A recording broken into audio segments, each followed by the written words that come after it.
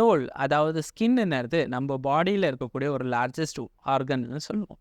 இந்த ஸ்கின்னில் வந்துட்டு பல லேயர்ஸ் ஆஃப் செல்ஸ் இருக்கும். இந்த செல்ஸில் உண்டாகக்கூடிய அப்நார்மல் சேஞ்சஸ்னால இந்த ஸ்கின் கேன்சர்ஸ் உண்டாகுது. இந்த வீடியோவில் நம்ம இந்த ஸ்கின் கேன்சரை பற்றி டீட்டெயிலாக பார்க்கலாம்.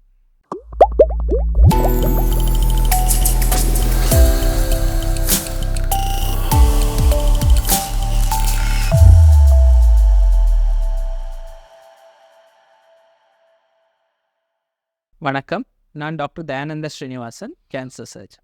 ஸ்கின் கேன்சரில் வந்துட்டு 3 வகையான ஸ்கின் கேன்சர் இருக்குதுன்னு சொல்லுவோம். அது என்னென்னா basal cell carcinoma, squamous cell carcinoma மற்றும் மெலனோமான்னு சொல்லக்கூடிய ஸ்கின் கேன்சர். இந்த ஸ்கின் கேன்சர்ஸ் வந்துட்டு எந்த வகையான சிம்டம்ஸில் ப்ரெசென்ட் ஆகுதுன்னு இப்போ நம்ம பார்க்கலாம். நம்மளோட ஸ்கின்னில் ஏதாவது ஒரு கட்டி மாதிரி அது ஸ்வெல்லிங் தென்பட்டுச்சுன்னா அது ஒரு சிம்டம்னு சொல்லுவோம். அல்லது இந்த ஸ்கின்னில் எதனா அல்சர் அல்லது புண்ணு ஏற்பட்டு அது ஹீல் ஆகாமல் இருந்துச்சுன்னா அதுவுமே ஸ்கின் கேன்சருக்கான சிம்டம்னு சொல்லுவோம். நம்ம உடம்புல இருக்கக்கூடிய மச்சத்தில் எதனா ஒரு வித்தியாசம் ஏற்படுது, அதாவது சைஸ், ஷேப், கலர், இல்லை அதில் டச் பண்ணால் ப்ளீடிங் ஏற்படுதுன்னா அதுவுமே இந்த ஸ்கின் கேன்சருக்கான சிம்டம்னு சொல்லுவோம். இந்த வகையான சிம்டம்ஸ் இருந்துச்சுன்னா உடனே நீங்கள் டாக்டர்கிட்ட செக்அப் பண்ணிக்கிறது நல்லது. இந்த ஸ்கின் கேன்சர் வரக்கூடிய ரிஸ்க் ஃபேக்டர் யாருக்கு அதிகமாக இருக்குதுன்னு இப்போ நம்ம பார்க்கலாம். அதிகமாக சூரிய ஒளிக்கு எக்ஸ்போஸ் ஆகக்கூடியவங்களுக்கு இந்த ஸ்கின் கேன்சருக்கான ரிஸ்க் அதிகமாக இருக்கும். சில வகையான ஸ்கின் கேன்சர்ஸில் வந்துட்டு ஃபேமிலி ஹிஸ்ட்ரி இருக்கும்னு சொல்லுவோம்.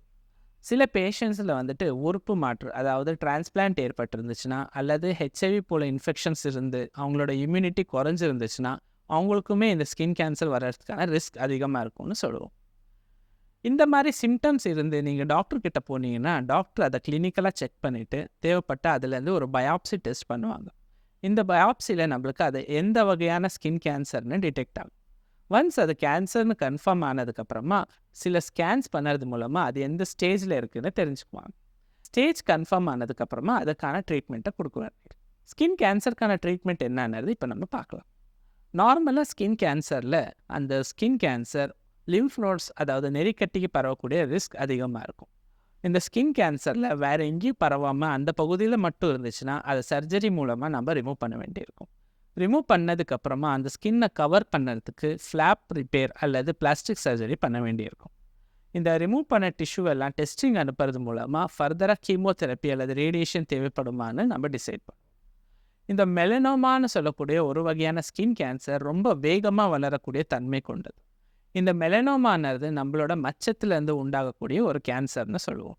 பாடியில் எந்த ஒரு மச்சமும் அதோட சைஸ், ஷேப் அல்லது கலர் மாற்றம் ஏற்பட்டுச்சுன்னா உடனே நம்ம டாக்டர்கிட்ட கிளினிக்கல் செக்அப் பண்ணிக்கிறது நல்லது. இப்படி உங்களுக்கு ஸ்கின் கேன்சர் ரிலேட்டடாக வேரியஸ் டவுட்ஸ் இருந்துச்சுன்னா நம்ம கமெண்ட் செக்ஷனில் பதிவு பண்ணுங்கள். இந்த வீடியோவை லைக் பண்ணுறது மூலமாக அதை மற்றவங்களுக்கு கொண்டு செல்ல முடியும். நன்றி, வணக்கம்.